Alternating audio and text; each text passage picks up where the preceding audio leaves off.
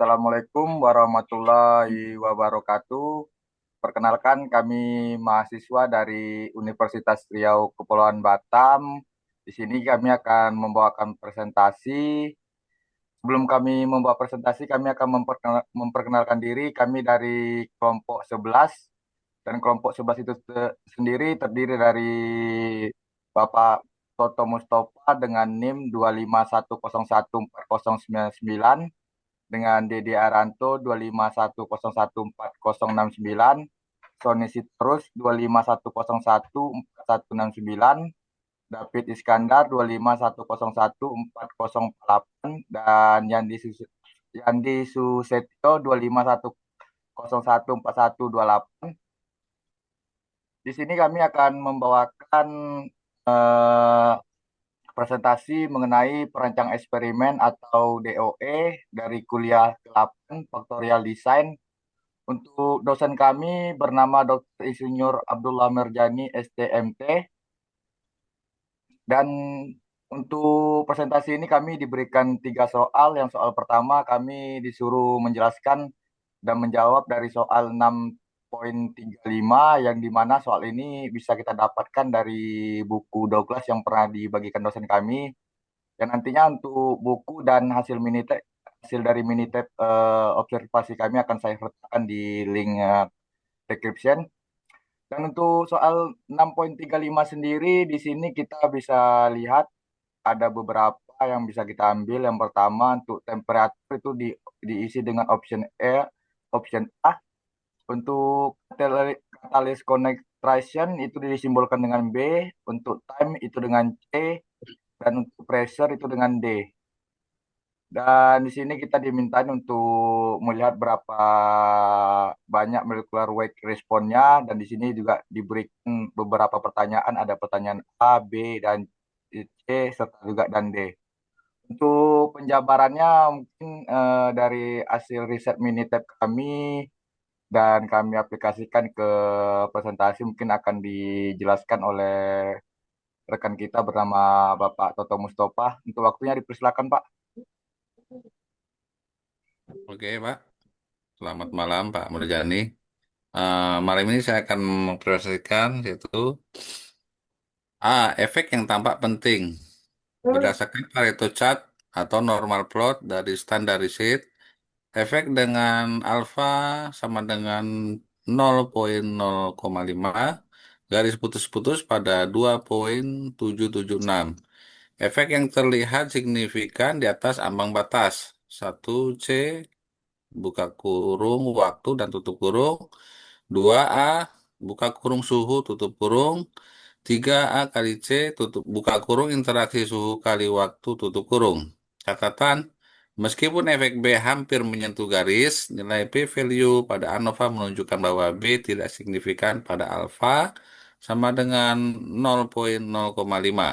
Oleh karena itu, hanya A, C, dan interaksi A dikali C yang benar-benar signifikan. Dan B, konfirmasi ANOVA dan indikasi kurvatur. Kita menggunakan analisis varians atau ANOVA untuk mengonfirmasi efek yang signifikan dan menguji adanya kurvatur. Kita hanya akan berfokus pada p-value dari time signifikan dan lack of fit atau uji kurvatur. Konfirmasi efek, sumber dalam kurung source, dan p-value dan keputusan P lebih kecil dari 0,0,5. A suhu, value-nya 0,010, keputusannya signifikan. C waktu, value-nya 0,002, keputusan signifikan. A kali C, value-nya 0,0,11, signifikan. Konfirmasi hasil ANOVA mengkonfirmasi bahwa faktor A, C, dan interaksi AC adalah term yang paling penting dan signifikan secara statistik. Indikasi kurvatur. Karena Minitab Anda tidak menampilkan baris kurvatur, kita gunakan lack of fit untuk menilai kecukupan model linear versus pure error.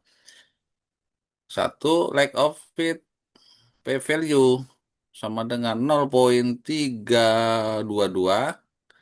Dua, indikasi kurvatur P-value lack of fit sebesar 0,322 adalah tidak signifikan.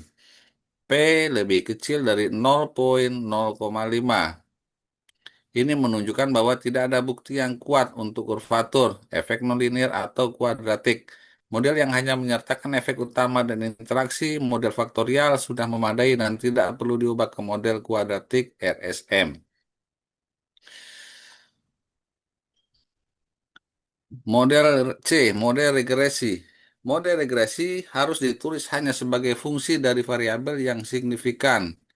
Buka kurung A kali C kali A kali C tutup kurung untuk mendapatkan koefisien yang paling akurat. Model harus dianalisis ulang hanya dengan A poin C dan A kali C. Jika kita menggunakan koefisien hasil analisis awal, hanya mengambil term signifikan. Mole weight sama dengan 2499,5 plus 61,9 A plus 100,6 C plus 60,0 tutup buka kurung A kali C tutup kurung. Catatan, persamaan di atas menggunakan koefisien terenkode dalam kurung kode koefisien tutup kurung. Untuk model regresi formal, Minitab juga memberikan regression equation in uncoded unit dengan unit asli yang harus disalin. Dan D, analisis residual dan model adequacy. Analisis residual sama dengan berdasarkan hasil ANOVA. P-value lack of fit adalah 0,322 yang menunjukkan tidak ada kekurangan fit yang signifikan. 2. Komentar tentang model aku adequacy. Dengan asumsi residual plots yang dihasilkan normal plot residual versus fitted value menunjukkan penyebaran data yang acak dan normal, maka model regresi yang memasukkan A poin C dan A kali C adalah memadai untuk memprediksi berat molekul. Dan selanjutnya kita serahkan sama kawan kita yang soal nomor 6,36 saya serahkan kepada Pak Sony. Saya persilakan. Oke, selamat malam. Oke, selanjutnya saya akan menerangkan soal 6,36 yaitu continuation problem 6.5 use degradation for molecular weight and viscosity to answer the following question. A. What response surface for molecular weight? In what direction you adjust the process variable to increase molecular weight? B. What surface control for viscosity?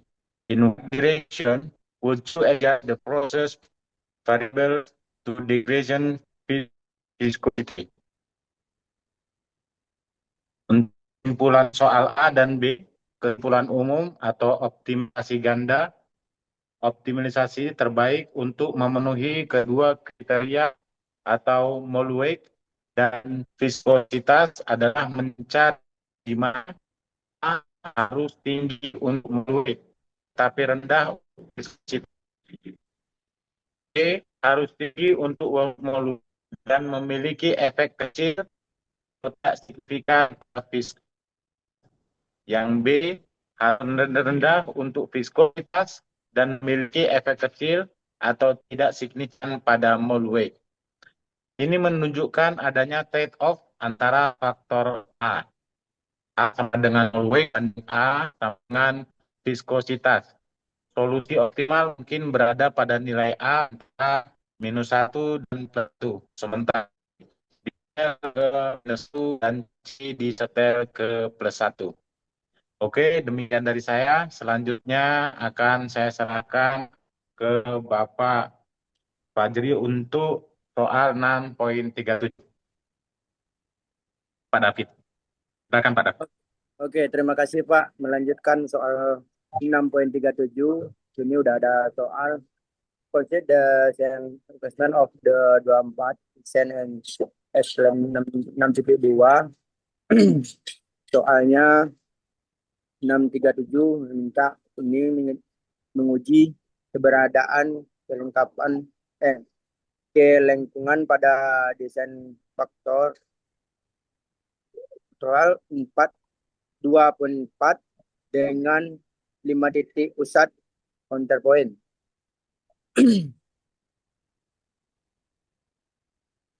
Slide berikutnya. Di sini sudah ada data yang diperlukan, kategori dan data desain faktor 2.4 asumsikan respon rata-rata di titik faktor adalah YF. Data ini diambil dari example 6.2 titik pusat dalam kurung center point NC sama dengan 5 pengaturan 3,95,91,89,96.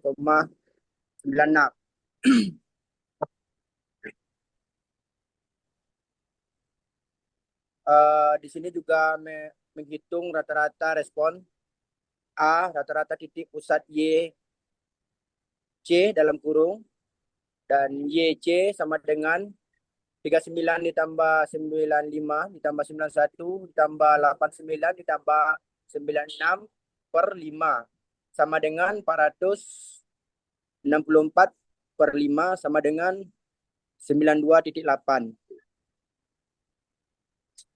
Rata-rata titik faktor YF data untuk sampel 6.2 adalah respon dari percobaan katalis jika kata merujuk pada data standar. Untuk contoh tersebut, respon persen konversi dalam kurung titik faktorial dalam kurung NF sama dengan 16 90,74,85,87,85,91 dan berikut dan seterusnya. YF sama dengan YF per 16 sama dengan 1288 per 16 sama dengan 80.5. Oke, itu saja yang saya sampaikan. Selanjutnya saya kembalikan kepada Pak Andi. Terima kasih. Oke, terima kasih Pak David. Saya akan melanjutkan untuk menghitung sum of square untuk kelengkungan atau SS kurvatur ya. Jadi untuk menghitung SS kurvatur kita menggunakan rumus NF NC per NF plus NC kemudian dikalikan dengan rata-rata titik faktorial atau YF dikurangi rata-rata titik pusat atau YC dikuadratkan, di mana NF adalah 16 dan juga NC sama dengan 5. Jadi setelah kita lakukan kalkulasi untuk sum of square kurvatur, kita dapatkan angka 575,467. Oke, next. Oke, setelah itu kita lakukan uji signifikansi, yaitu menggunakan F-test, di mana untuk menguji kelengkungan kita membandingkan sum of square kurvatur dengan mean square error. Jadi mean square kurvatur sama dengan sum of square kurvatur karena memiliki DF sama dengan 1. Jadi dari hasil perhitungan tersebut kita menginterpretasikan hasil yaitu keputusan tolak hipotesis 0 atau H0 tidak ada kelengkungan karena F kurvatur sama dengan 70,178 lebih besar daripada 7,71.